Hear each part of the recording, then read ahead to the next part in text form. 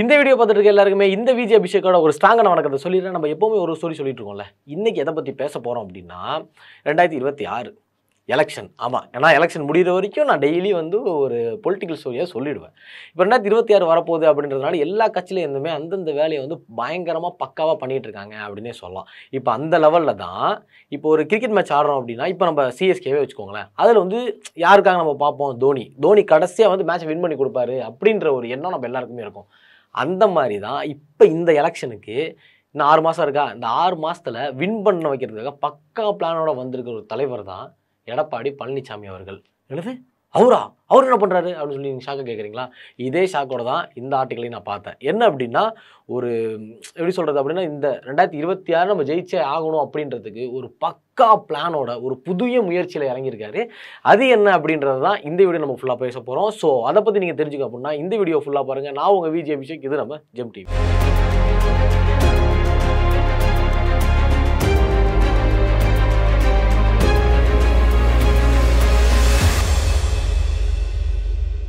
ரெண்டாயிரத்தி 26 எலெக்ஷன் நம்ம எல்லாருக்குமே தெரிஞ்ச விஷயம் தான்.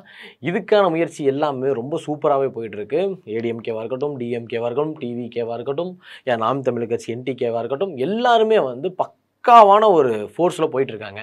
இதை வந்து நம்ம வழக்கம் போல தான் நம்ம தமிழ்நாடு அப்படின்னு எடுத்துட்டோம்ல, ஒன்று டிஎம்கே இல்லொன்று ஏடிஎம்கே, அவங்க 2 பேர் மட்டும்தான் எப்போவுமே ஆட்சி பண்ணிகிட்டு இருக்காங்க.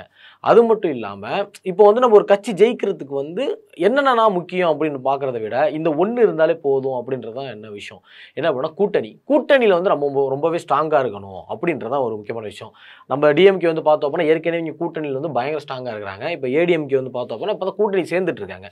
அதாவது முன்னாடி பழைய மாதிரி வந்து நம்ம பிஜேபியோட இணைஞ்சிருக்காங்க. இப்போ தேமுதிக, மாமக அவங்க வந்து இணைய போகிறதா ஒரு சில தகவல் எல்லாமே வந்துட்டு இருக்கு. சேர்ந்துட்டாங்க அப்படின்னா ஓரளவு ஸ்ட்ராங்காகவே இருக்கும்.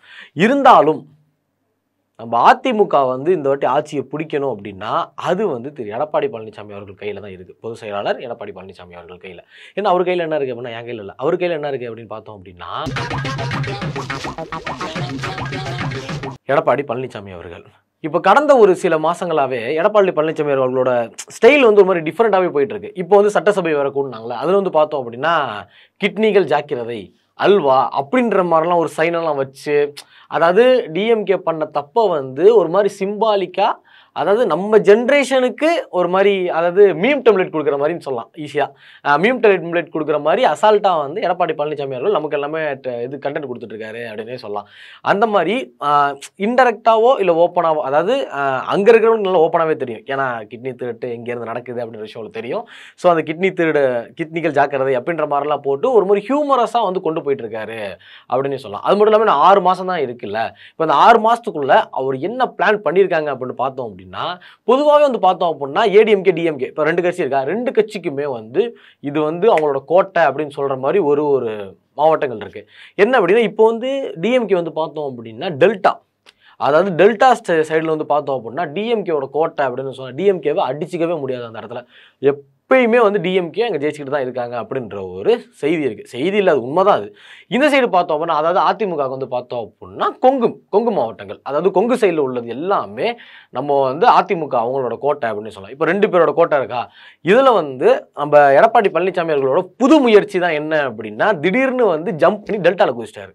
எப்படின்னா, இவ்வளோ நாளாக வந்து கொங்குல வந்து ரொம்பவே ஸ்ட்ராங்காக இருக்காங்க. அது நம்ம கொங்கு வந்து அதிமுகவோட கோட்டை அப்படின்றது நமக்கு தெரியும். இப்போ வந்து டெல்டாவில் வந்து கண்டிப்பாக இந்த வருஷம் நம்ம டெல்டாலையும் நம்ம அடிக்கிறோம் அப்படின்ற மாதிரி ஸ்ட்ராங்காக டெல்டாவில் இறங்கியிருக்காங்க. இது எப்போ அப்படின்னு பார்த்தா ரீசன்ட் தஞ்சாவூர் நேரடி கொள்முதல் நிலையம் அங்கே வந்து யாருக்குமே சொல்லாமல் திடீர்னு எடப்பாடி பழனிசாமி அவர்கள் வந்து ஒரு விசிட் ஒன்று போட்டு விட்டாங்க.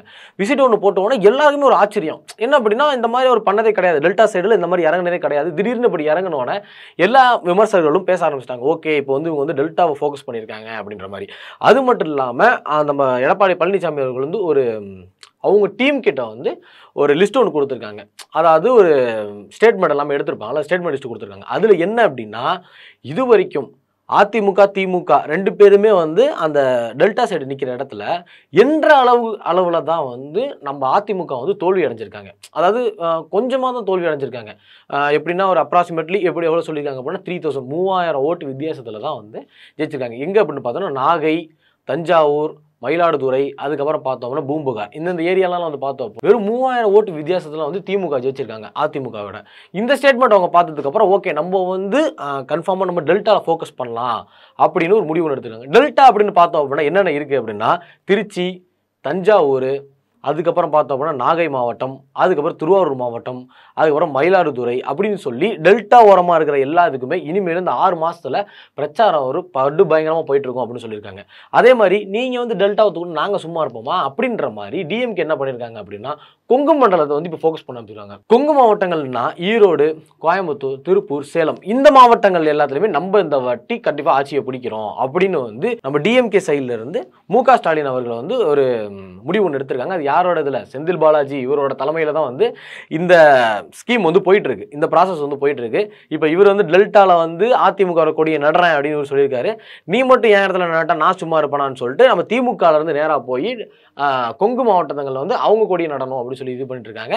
ஆனால் வந்து 2 பேருமே வந்து இந்த மாதிரி டிஃப்ரெண்டாக யோசிச்சிருக்காங்க அப்படின்னு சொல்லலாம். அதான் யோசிச்சது வந்து ஃபுல்லாகவே வந்து எடப்பாடி ஐயா தான் வந்து டெல்டாவில் நம்ம வந்து கால் பதிச்சே ஆகணும் அப்படின்ற ஒரு ஐடியாவில் இப்போ வந்து அவங்க டெல்டா சைடு போயிருக்காங்க. இப்போ இவங்க வந்து கொங்கு சைடு போயிருக்காங்கன்னு வச்சுக்கோங்களேன். ஆனால் இதில் ஒரு முக்கியமான ப்ளஸ் பாயிண்ட் என்ன அப்படின்னு பார்த்தோம் அப்படின்னா தாவேகா தலைவர் விஜய் இந்த கரூர் சம்பவத்துக்கு அப்புறம் வந்து எந்த ஒரு பிரச்சாரமே பண்ணலை அப்படின்றது நம்ம ஏடிஎம்கேக்கு வந்து ஒரு பெரிய ப்ளஸ்ஸாக இருக்கும். ஏன் அப்படின்னா ஒரு பிரச்சாரம் ஏன்னா எப்படி சொல்கிறதுனா ஒரு போட்டியில் ஒருத்தன் காலிடா அப்படின்ற மாதிரி அவங்க அமைதியாக இருக்க இங்கே வந்து எடப்பாடி ஐயா வந்து அவரோட செல்வாக்கு வந்து அதிகமாகிட்டே இருக்கு அப்படின்னு சொல்லலாம். இவரோட பிரச்சாரம் ரொம்ப நீட்டாகவும் ரொம்ப சுகராகவும் போயிட்டு இருக்கு அப்படின்ற ஒரு பேச்சுமே நல்லா போயிட்டு இருக்கு. அது மட்டும் இல்லாம இப்போ அந்த டிவிக்கேன்ற கட்சி வந்து பிரச்சாரத்தில் இல்லாதனால இப்போ வந்து அதிமுக ரொம்பவே ஃபாஸ்டா போயிட்டு இருக்காங்க அப்படின்னு சொல்லலாம். என்னதான் இருந்தாலும் எப்படி டிவிக்கே வந்து அதிமுகவோட கூட்டணி போட போகுது அப்படின்றது ஓரளவு கன்ஃபார்ம் ஆயிருக்கு. அப்படி ஆனாலும் வந்து கண்டிப்பா டிவிக்கே வந்து அதிமுக இணைஞ்சிச்சு அப்படின்னா ஒரு பெரிய பயங்கரமான ஒரு கூட்டணியா இருக்கும். கண்டிப்பா ஜெயிக்கிறதுக்கு அதிகமாகவே வாய்ப்பு இருக்கு. இப்போ வந்து பார்த்தோம் அப்படின்னா இப்போ எடப்பாடி ஐயா அவர் வந்து எடுத்திருக்கிற முடிவு, அதாவது இந்த டெல்டா சைடு வந்து நம்ம கண்டிப்பா ஃபோக்கஸ் பண்ணி ஜெயிச்சே ஆகணும் அப்படின்ற முடிவு. இப்போ அதாவது கொங்கு மாவட்டங்களை பார்த்தோம் அப்படின்னா அங்க வந்து கண்டிப்பா வந்து அதிமுகவோட கோட்டை தான் சொல்லலாம். அங்க வந்து ஜெயிக்கிறதுக்கு வந்து ரொம்பவே கஷ்டம் அப்படின்னா. ஆனா வந்து அவங்க விட்ட அந்த டீடைல்ஸ்ல அவங்க விட்ட அந்த ஸ்டேட்மெண்ட் படி பார்த்தோம் அப்படின்னா வெறும் 3000 ஓட்டு வித்தியாசத்துல தான் வந்து திமுக வந்து அதிமுகவை ஜெயிச்சிருக்காங்க. கண்டிப்பா இன்னும் ஃபோக்கஸ் பண்ணாங்க அப்படின்னா கண்டிப்பா டெல்டா சைடும் அதிமுக வந்து அவங்க கொடியை நடுறது ரொம்பவே சுலபமாக நடக்கும் அப்படின்றத நான் நினைக்கிறேன். சரி ஓகே, நான் நினைக்கிறத விட்டுறலாம்.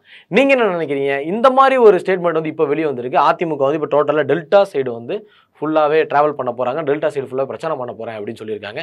ஓகே, அதாவது டெல்டா சைடு இப்போ பிரச்சாரம் பண்ண போகிறாங்கல்ல, இப்போ ஓகே நான் உங்கள்கிட்ட கேட்குறேன் என்ன அப்படின்னா இப்போ அதிமுக இப்படி ஒரு முடிவு எடுத்திருக்காங்க, இதனால அதிமுகவோட செல்வாக்கு அதிகமாகுமா? அதிமுக நீ ஓட்டு போடுவீங்களா மாட்டீங்களா? இந்த 2026 எலெக்ஷனில் யார் ஜெயிப்பா நீங்கள் நினைக்கிறீங்க அப்படின்றத மறக்காம கமெண்ட் பண்ணிட்டு போங்க. இந்த மாதிரியான இன்ஃபர்மேஷன் நீங்கள் தெரிஞ்சுக்கணும் அப்படின்னா மறக்காம ஜெம் டிவியை சப்ஸ்கிரைப் பண்ணுங்கள். Signing off Vijay Abhishek.